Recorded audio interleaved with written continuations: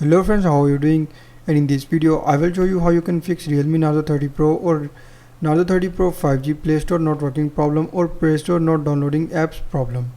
So before just starting video, don't forget to subscribe and also press the bell icon for more latest videos. So to fix Play Store not working problem in Realme Narzo 30 Pro or Narzo 30 Pro 5G, first of all simply you just need to open settings. So first just tap on settings and then go to app settings and just follow every single step as I'm showing you in this video. Also this will fix your problem.